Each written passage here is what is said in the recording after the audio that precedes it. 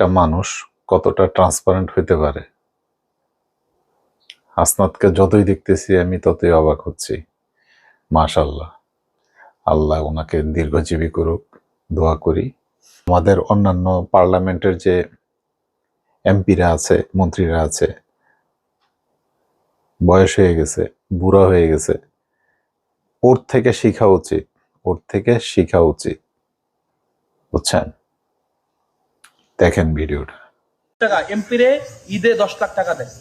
এই 10 লাখ টাকা আমি চাইলে আমি নাও দিতে পারতাম, এটা কিন্তু আমার ফান্ড। মানে এই ফান্ড হচ্ছে কিন্তু এমপির ফান্ড।